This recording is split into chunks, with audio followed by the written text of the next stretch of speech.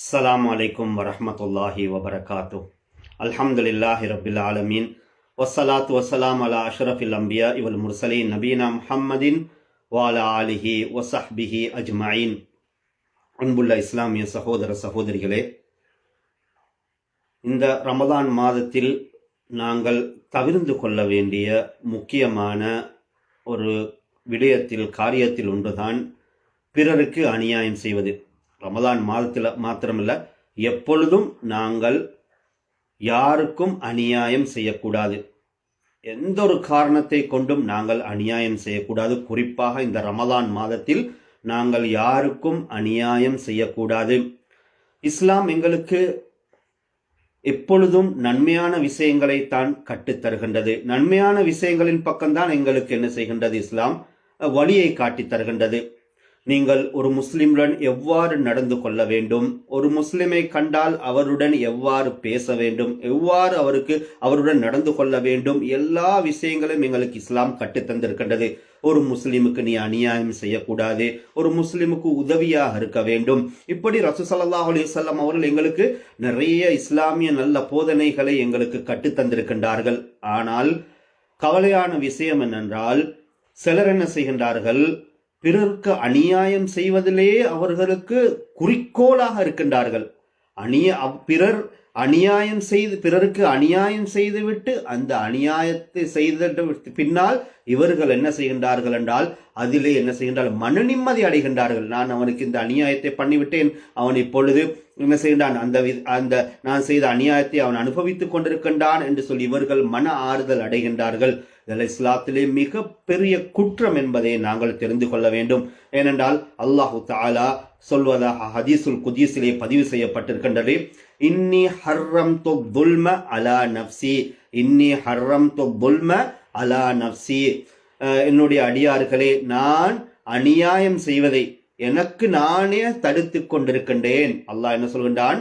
மக்கள் யாருக்குமே அல்லாஹு தாலா என்ன செய்ய அநியாயம் செய்ய மாட்டான். அல்லாஹ்வுடைய பண்புகள் அது கிடையவே கிடையாது. அல்லாஹ் என்ன சொல்கின்றான்? அநியாயம் செய்வதை எனக்கு நானே என்ன செய்ய தடுத்து கொண்டிருக்கின்றேன். இன்னி ஹர்ரம்து துல்ம அலா நஃப்ஸி வஜஅல்துஹு பைனக்கும் முஹர்ரமன் ஃபலா தலாலமு. எனவே உங்களுக்கு மத்தியிலே நான் அநியாயம் ஒருவருக்கொருவர் அநியாயம் செய்வதை நான் என்ன செய்தேன்? தடுத்திருக்கின்றேன். நீங்கள் யாரும் ஒருவருக்கொருவர் அநியாயம் செய்ய வேண்டாம் என்று அல்லாஹு தாலா எங்களுக்கு ஹதீஸுல் குத்ஸி மூலம் எங்களுக்கு கற்றுத்தருகின்றான். அதனால் அன்பார்ந்தவர்களே, நாங்கள் யாருக்கும் எந்த ஒரு அநியாயமும் எந்த ஒரு சந்தர்ப்பத்திலுமே செய்யக்கூடாது. உங்களுக்கு முடிந்தால் என்ன செய்யுங்கள்? அவர்களுக்கு உதவியாக இருங்கள், உதவி செய்யுங்கள். ஆனால் எந்த காரணத்தை கொண்டும் அநியாயம் செய்வதற்கு மாத்திரம் நீங்கள் நினைக்க வேண்டாம். ஏனென்றால் ரசூல் ஸல்லல்லாஹு அலைஹி வஸல்லம் அவர்கள் முஆத் ரலியல்லாஹு அன்ஹு அவர்களை யமனுக்கு அனுப்பும் பொழுது என்ன சொன்னார்கள்? யா முஆத் இத்தகி தஅவத்தல் மظ்லூம் ஃபஇன்னஹு லைஸ பைனஹு வ பைன அல்லாஹி ஹிஜாப் என்று முஆத் ரலியல்லாஹு அன்ஹு அவர்களுக்கு ரசூலுல்லாஹ் எந்த சந்தர்ப்பத்தில் சொன்னார்கள் தெரியுமா? நீங்கள் அங்க போய் மக்களுக்கு இஸ்லாத்தை பிரச்சாரம் செய்யுங்கள். அவர்கள் இஸ்லாத்தை ஏற்றுக்கொண்டால் ஒவ்வொரு கட்டம் கட்டமாக ரசூல் ஸல்லல்லாஹு அலைஹி வஸல்லம் அவர்கள் இஸ்லாத்தை கற்றுக் கொடுக்க சொன்னார்கள். பிறகு என்ன சொன்னார்? அவருக்குரிய செல்வங்களில் இருந்து நீங்கள் என்ன செய்யுங்கள்? ஜகாத் பணத்தை எடுங்கள். ஆனால் நீங்கள் என்ன செய்யக்கூடாது? அவர்களுடைய பெருமதியான சொத்துக்களை நீங்கள் என்ன செய்யக்கூடாது?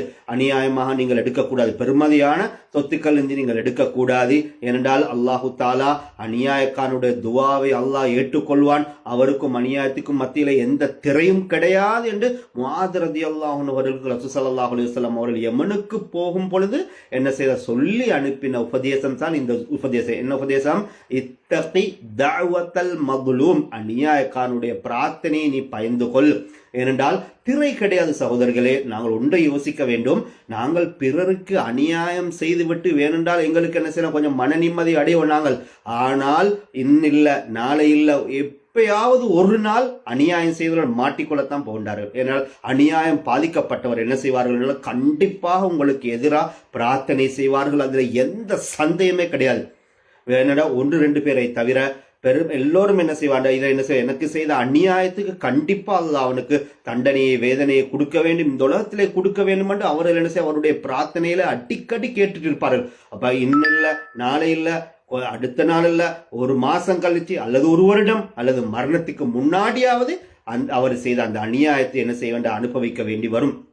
நீங்கள் பார்த்திருப்பீர்கள், நிறைய பேர் என்ன செய்கின்றார்கள், பிறருக்கு அநியாயம் செய்துவிட்டு அவர்கள் கடைசி கட்டங்களே நோயிலே கிடப்பார்கள், அல்லென்றால் பல பிரச்சனைகளை சந்திப்பார்கள், குடும்பத்திலே பிரச்சனைகள், இப்படி நிறைய பிரச்சனைகளை சந்தித்து கொண்டு என்ன செய்வார்கள், படுக்கையிலே இருப்பார்கள். அந்த நேரத்திலே அவர்கள் சிந்திப்பார்கள், நான் பிறருக்கு செய்த அநியாயம்தான், அவருடைய கையை உடைத்ததனால்தான் எனக்கு இப்பொழுது கிடைத்திருக்கிற தண்டனை, நான் அவருடைய வீட்டை என்ன செய்ய எரிச்சதனால்தான் எனக்கு இப்பொழுது அல்லாஹ் கொடுத்திருக்கிற தண்டனை, நான் அவருடைய பிள்ளைகளை அல்லது அவருடைய குடும்பத்தை மானபங்கப்படுத்தியதன் விளைவுதான் நான் இப்பொழுது அனுபவித்துக் கொண்டிருக்கின்றேன் என்று சொல்லி அவர்களுக்கு அந்த தண்டனை வேதனை வரும் பொழுது, அந்த சோதனையிலே அவர்கள் ஆளாக்கப்படும் பொழுது அப்பதான் அவர்கள் சிந்திக்கிறார்கள். அந்த அப்பொழுது சிந்தித்து எந்த பிரயோஜனம் கிடையாது என்பதை நாங்கள் தெரிந்து கொள்ள வேண்டும். இன்னொரு விஷயத்தை நாங்கள் புரிந்து கொள்ள வேண்டும், அநியாயம் செய்யக்கூடிய என்ன நான் சொல்ல காரணம் சொன்னா, இந்த ரமதான் மாதத்திலே எந்த விதத்திலே நாங்கள் யாருக்குமே அநியாயங்கள் செய்யவே கூடாது, நினைக்கவும் கூடாது. ஒரு நோன்பு வைத்த ஒரு இரையச்சம் உள்ள ஒரு அடியான் எப்படி பிறருக்கு அநியாயம் செய்வது, எப்படி பிறருடைய மானத்தை போக்கு, எப்படி பிறரை பற்றி கோல் சொல்வது, எப்படி புறம் பேசுவது, இதெல்லாம் அநியாயத்தில் வரும். இன்னொருத்தரை பற்றி நாங்கள் புறம் பேசுவதும் அநியாயத்தில், அவருக்கு அநியாயம் இழைக்கப்பட அவர் பாதிக்கப்பட்டார். இவரை பற்றி புறம் பேசும் பொழுது அது அவரை யாரை பற்றி நாங்கள் புறம் பேசினோமோ அல்ல யாரை பற்றி நாங்கள் கோல் சொல்லுவோமோ அவர் என்ன செய்ய பாதிக்கப்பட்டார்களே, அவர் துன்பத்துக்குள்ளாகுவார், துன்பத்துக்கு ஆளாகுவார், மனவேதனைக்குள்ளாகுவார். அதனால் அவர் அநியாயம் இழைக்கப்பட்டவரா இல்லையா? அதுதான் இந்த இடத்திலே நாங்கள் உங்களுக்கு தெளிவுபடுத்திக் மறுமையிலே இவர் என்ன செய்வார், இந்த உலகத்திலேயும் கண்டிப்பாக பிறருக்கு அநியாயம் செய்தவர்கள் கண்டிப்பாக அந்த துன்பத்தை இவர்கள் இந்த உலகத்தில் அனுபவிப்பார்கள் என்றால் திரை கிடையாது. அவர் கேட்டது விளைக்கப்பட்டவர் கேட்ட துவா உடனே ஏற்றுக்கொள்ளப்படும். அப்ப இவர் கண்டிப்பாக பாதிக்கப்படுவார் மரணத்துக்கு முன்னாடி. மறுமையிலையும் என்ன செய்வார் என்றால், இவர் ரொம்பவே மறுமையில ஒரு நெருக்கடியான நிலைக்கு, பிறருக்கு அநியாயம் செய்தவர்கள் மறுமையிலே மிக ஒரு நெருக்கடியான நிலைக்கு இவர்கள் தள்ளப்படுவார்கள். ரசூலுல்லாஹி ஸல்லல்லாஹு அலைஹி வஸல்லம் சொல்கின்றார்கள், இத்தகு துல்ம் ஃபஇன்ன துல்ம துல்மாத்துன் யௌமல் கியாமா. நீங்கள் அநியாயத்தை பயந்து கொள்ளுங்கள். இத்தகில் துல்ம், அநியாயம் செய்வதை பயந்து கொள்ளுங்கள். இத்தகில் துல்ம் ஃபஇன்ன துல்ம, ஏனென்றால் அநியாயம் துல்மாத்துன் யௌமல் கியாமா, மறுமையிலே இருள்களாக, பல இருள்களாக வரும்.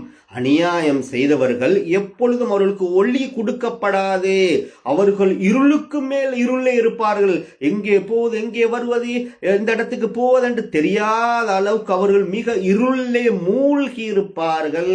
அவர்களுக்கு ஒளி என்பதே அங்கு மறுமையிலே கிடையாது என்று ரசூலுல்லாஹி ஸல்லல்லாஹு அலைஹி வஸல்லம் சொல்கின்றார்கள். என்ன சொல்கின்றார்கள், இத்தகுதுல், அநியாயத்தை பயந்து கொள்ளுங்கள். மறுமையிலே பல இருள்களாக வரும் என்று ரசூல் ஸல்லல்லாஹு அலைஹி வஸல்லம் அவர்கள் சொல்கின்றார். இது ஒண்ணு. இது போக இன்னொரு துன்பமான நஷ்டமான ஒரு நிலைக்கு வர தள்ளப்படுவார் அநியாயம் செய்வது. என்ன தெரியுமா? மறுமையிலே உங்களுக்கு தெரியும், அல்லாஹு தஆலா அல்லாஹ்வுடைய விஷயத்திலே மனிதன் ஏதாவது ஒரு குறைபாடு செய்திருந்தால், அல்லாஹ்வுடைய உரிமை விஷயத்தில் ஏதாவது ஒரு குறைபாடு செய்திருந்தால் என்ன செய்வான் அல்லாஹு தஆலா? அவரை நாடினால் மன்னிப்பான், நாடினால் தண்டிப்பான். இது அல்லாஹ்வுடைய உரிமை, அல்லாஹ்வுடைய கையில் இருக்கின்றது, எல்லோருக்கும் தெரியும். ஆனால் மனிதனுடைய சம்பந்தப்பட்ட விஷயத்தில் ஏதாவது ஒன்று இருந்தால் அல்லாஹு தஆலா அந்த மனிதன் இந்த உலகத்திலே மன்னிக்காத வரை அல்லாஹு தஆலா அதை மன்னிக்க மாட்டான்னு உங்களுக்கு தெரியும். சரி, இந்த உலகத்திலே அநியாயம் செய்திருப்பான், நிறைய அநியாயங்களை செய்திருப்பார் ஒருத்தருக்கு. சரி, ஒருத்தருக்குல பல பேருக்கு அநியாயம் செய்திருப்பார்.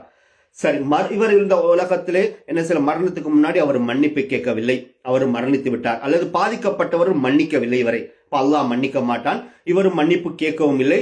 அவருடைய ஏதோ பெருமையினால் அல்லது அவருடைய அந்த நான் ஏன் போய் அவன்கிட்ட மன்னிப்பு கேட்குது இப்படி என்ற அவருடைய அந்த தாழ்வு மனப்பான்மையினால் என்ன செய்திருப்பார், அவருடைய அந்த கௌரவ பிரச்சனையினால் அவர் இருந்திருப்பார், மரணித்திருப்பார். அந்த பாதிக்கப்பட்டவர் இவரை மன்னிக்கவும் இல்லை, இவர் மன்னிப்பு கேட்கவும் இல்லை. மறுமையில என்ன ஆகும் தெரியுமா? அல்லாஹு தஆலா என்ன செய்வான், இவருடைய நன்மையிலிருந்து, இவர் யார் மூலம் இவர் பாதிக்கப்பட்டாரோ, அதாவது யாரெல்லாம் பாதிக்கப்பட்டாரோ இந்த இவர் மூலம் மறுமையில் என்ன செய்ய அவர்கள் வருவார்கள். யா அல்லாஹ், இவர் எனக்கு இந்த உலகத்தில் இருக்கும் பொழுது இன்னின் அநியாயங்களை செய்தார், இப்படி என்னுடைய சொத்துக்களை சூறையாடினார். அநியாயங்களே கடன் வாங்கி கொடுக்காமல் இருப்பதும் அநியாயங்களே ஒன்றுதான் என்பதை நாங்கள் மறந்துவிட வேண்டாம். இதுவும் மிகப்பெரிய அநியாயங்களே ஒன்று. கடன் வாங்கி பிறருக்கு நாங்கள் அதை கொடுக்காமல் இருக்கின்றோமே, இதுவும் அநியாயங்கள் உள்ளது என்பதை நாங்கள் தெரிந்து கொள்ள வேண்டும். அப்ப கடன் வாங்கினவர் என்ன செய்வார்? அவர் வருவார், அல்லாஹ் இந்த கடன் இவ்வளவு கடன் வாங்கினார், நான் எவ்வளவு கேட்டேன், அவர் பின்னாடி போனேன், போன் பண்ணினேன், பல பிரச்சனைகளையும் சந்தித்தேன், இவர் கடன் கொடுத்து விட்டு நான் இன்னும் என்னுடைய கையினால் பல காசுகளை செலவு பண்ணினேன், இப்படி எல்லாம் இவர் என்ன செய்வார்? வாதிடுவார். அப்ப அல்லாஹ் தஆலா என்ன செய்வான்? இவருடைய நன்மையை எடுத்து என்ன செய்வான் என்றால் அந்த பாதிக்கப்பட்டவருக்கு கொடுப்பான். அதே போன்று இன்னும் இவரால் பாதிக்கப்பட்டவர் நிறைய பேர் வருவார்கள். அடித்திருப்பார், அவருடைய கையை உடைத்திருப்பார், காலை உடைத்திருப்பார், வீட்டை எரித்திருப்பார், குடும்பத்தை என்ன செய்ய மானபங்கப்படுத்திருப்பார், அவருடைய மகளுக்கு நடக்கிற இந்த திருமணத்தை தடுத்திருப்பார் முன்னின்று. இல்லாட்டி அவருடைய மகளுக்கு நடக்கிற இந்த திருமணத்தை என்ன செய்ய மாப்பிள்ளை வீட்டார்கிட்ட போய் ஏதாவது ஒன்றை போட்டு கொடுத்து ஏதாவது ஒன்றை சொல்லி அந்த திருமணத்தை தடுத்திருப்பார். இப்படி எல்லாம் அநியாயம் செய்திருப்பாரா இல்லையா? பாதிக்கப்பட்டவர் எல்லாம் வருவார்களா இல்ல? இப்படி எல்லாம் பாதிக்கப்பட்டவர்கள் தானே, இதெல்லாம் அநியாயம் இழைக்கப்பட்டவர்கள் தானே. அப்ப அநியாயம் இழைக்கப்பட்டவர்கள் இவர் என்ன செய்வார்? இவருடைய நன்மையிலிருந்து அவர்களுக்கு எடுத்து கொடுக்கப்படும். சரி, இவர்களுக்கு நன்மை இல்லை, இந்த அநியாயம் செய்தவருக்கு நன்மைகள் ஏதும் இல்லாவிட்டால் முடிந்து விட்டால் என்ன செய்வான்? மற்ற அவருடைய பாதிக்கப்பட்டிருக்கிறார்களே அவருடைய பாவங்களை எடுத்து இவருடைய மேல போட்டு இவருடைய மேல சுமத்தி கடைசியில் இவருக்கு செய்த நன்மைகளும் ஒன்றும் கிடையாது. அதே போன்று அவர்கள் செய்த பாவங்களையும் இவர் மேல சுமத்தி இவர் பெரிய ஒரு அநியாயக்காரனாக மறுமையில என்ன செய்வார்? இருப்பார், பெரிய ஒரு நஷ்டவாளியா இருப்பார். கடைசியில் இவரை நரகத்திலே கொண்டு போய் தள்ளி விடுமாறு மலக்குமார்களுக்கு அல்லாஹ் தஆலா கட்டளையிடுவான். அடுத்து இன்னொன்றை நாங்கள் கவனிக்க வேண்டும் என்னவென்றால், நாங்கள் அநியாயம் செய்தவர்களுக்கு நாங்கள் என்ன செய்ய வேண்டும் என்றால், சரி எங்களை அறியாமலே சில நேரங்களில் தெரியாமலோ அல்லது வேணுமென்றையோ நாங்கள் மனிதனுடைய அடிப்படையில் ஏதாவது ஒரு அநியாயங்களை செய்திருப்போம். ஆனால் பின்னாடி நாங்கள் யோசிப்போமா இல்லையா? ஐயோ நான் அவருக்கு அடிச்சு போட்டேனே, ஐயோ அவருடைய சொத்துக்களை திருடி விட்டேனே, அல்லது அவருடைய கடனை வாங்கி கொடுக்காமல் இருக்கிறேனே, இவருக்கு மன திருந்த முடியுமா இல்லையா? இப்ப இவர் என்ன செய்ய வேண்டும் என்றால் அவரிடம் போய் மன்னிப்பு கேட்க போறதுக்கு சந்தர்ப்பம் இருக்கா? ஏன் நாம இந்த இடத்துல கௌரவ பிரச்சனை பார்க்க வேண்டும்? நம்மளுக்கு முக்கியம் மறுமை.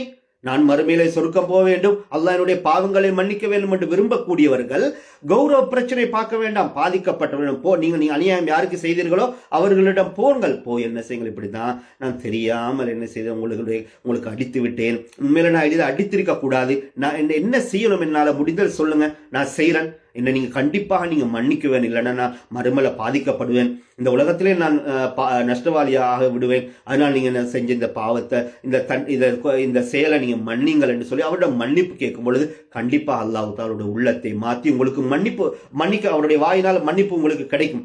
அதே போன்று கடன் எடுத்து உங்களுக்கு குடிக்க முடியலையா? அப்ப ஏன் நீங்க ஒளிந்து மறைந்து வாழுகின்றீர்கள்? ஏன் நீங்கள் போன் அடித்தால் ஏன் போனை ஆன்சர் பண்ணுகிறீர்கள? காரணம், அப்ப உங்களுக்கு தெரியுது நீங்கள் ஏதோ பெரிய ஒரு குற்றத்தை செய்து பெரிய ஒரு தவறில் இருக்கின்றீர்கள். அதனால தான் அவர் போன் பண்ணும் பொழுது கடன் கொடுத்தவர் போன் பண்ணும் பொழுது போனை ஆன்சர் பண்ணுவதில்லை, வீட்டுக்கு போனால் நீங்க ஒளிந்து மறைந்து ஓடுகின்றீர்கள். காரணம் இதுதான். அப்ப நீங்கள் என்ன செய்யலாம்? உண்மையான ஒரு இறையச்சம் உள்ளவராக இருந்தால் அவரிடம் போய் ஏன் கூச்சப்படுகிறேன், ஏன் வெக்கப்பட, ஏன் பயப்படுகின்றீர்கள்? இந்த சந்தர்ப்பங்களில் நீங்கள் மான பிரச்சனை பார்க்க வேண்டாம், கௌரவ பிரச்சனையை பார்க்க வேண்டாம். நீங்கள் அவரிடம் போய் இப்படித்தான் நான் உண்மையில வாங்கின உங்களிடத்துல கடன் என்னால் இப்பொழுது கொடுக்க முடியாமல் இருக்கின்றது, சரி நான் எப்படியாவது இந்த கடனை நான் அடைக்கிறேன், இந்த கடன் எப்படியாவது நான் அடைக்கிறேன் என்று அவர் உண்மையான முறையில உள்ளத்திலே கடன் அடைக்க வேண்டும் என்று உண்மையான முறையில உள்ளத்திலே அவர் தீர்மானித்தார் என்றால் கண்டிப்பா அல்லாஹ் தஆலா அதுக்குரிய வழியை அமைச்சு கொடுப்பா அவருக்கு. இல்லை இவர் பொய்க்கு உள்ளத்திலே ஒன்றையும் வாயில ஒன்றையும் சொன்னால் கண்டிப்பா அல்லாஹ் தஆலா அது வசதி வாய்ப்பை செய்து கொடுக்க மாட்டான். அது உங்களுக்கு தெரியும் அந்த ஹதீஸ். அதனால இவர் என்ன செய்ய, இப்படி கண்டிப்பா நான் உங்களுக்கு இந்த கடனை அடைக்கிறேன், எப்படியாவது நான் அடைக்கிறேன், முடியாமல் போனால் அல்லாஹ்வுக்காக வேண்டி என்னை மன்னித்துக் கொள்ளுங்கள், அல்லாஹ் தஆலா உங்களுடைய சொத்துக்களை பறக்கச் செய்வான், உங்களுடைய வாழ்நாளை பறக்கச் செய்வான். இவர மனதை குளிர்ச்சி அடைய செய்யும் பொழுது கண்டிப்பா அவர் மன்னிப்பு வழங்குவார். ஆமா நான் இவரிடம் 10,000 தான் இவருக்கு கடன் கொடுத்தேன், இவர் இந்த அளவுக்கு பேசுகிறார், என்னிடம் இப்படி மன்னிப்பு கேட்கின்றார், கண்டிப்பா அல்லாஹ் தஆலா இவருடைய துஆவை ஏற்றுக்கொண்டு அல்லாஹ் தஆலா இது 10,000க்கு பதிலாக எனக்கு லட்சம் கோடி தர முடியும் என்று இவர் என்ன செய்வார்? கடன் கொடுத்தவர் மாஷா அல்லாஹ் அவர் நினைப்பாரா இல்லையா? அப்படி நினைக்கும் பொழுது கண்டிப்பா அல்லாஹ் தஆலா அவருக்கும் அல்லாஹ் தஆலா வழங்குவான். கண்டிப்பா 10,000க்கு பதிலாக லட்சம் அல்லாஹ்வுக்கு வழங்க முடியும். இவருடைய பிரார்த்தனை மூலம் அல்லாஹ் தஆலா என்ன செய்வார்? அவருடைய வாழ்க்கையை செழிப்பாக்குவான். அப்ப இப்படித்தான் மனசை நாங்கள் இன்னொருத்தரை வெல்ல வேண்டும். இல்லைன்னா அநியாயம் செய்துவிட்டு கடனை வாங்கிவிட்டு கொடுக்காமல் ஒளிஞ்சு மறைஞ்சு தெரிவது இது மிகப்பெரிய கள்ளத்தனம் என்பதை நாங்கள் தெரிந்து கொள்ள வேண்டும். ஆனால் அன்புள்ள இஸ்லாமிய சகோதர சகோதரிகளே, நாங்கள் எடுத்த தலைப்பு என்ன? அநியாயம் செய்யக்கூடாது. யாருக்கும் நாங்கள் அநியாயம் செய்யக்கூடாது. குறிப்பாக இந்த ரமதான் மாதத்திலே அநியாயம் செய்வதை நினைக்கவும் கூடாது. எங்களுடைய நோன்பு, நாங்கள் பிடித்த நோன்புடைய நன்மைகள் முழுமையாக எங்களுக்கு கிடைக்க வேண்டுமென்றால் இப்படிப்பட்ட மோசமான பண்புகள் இருந்து நாங்கள் எங்களை பாதுகாத்து கொள்ள வேண்டும். அல்லாஹு தாலா நம் அனைவருக்கும் வாழ்க்கையில் செழிப்பையும் பரக்கத்தையும் வழங்க வேண்டும். வல்ஹம்துலில்லாஹி ரப்பில் ஆலமீன்.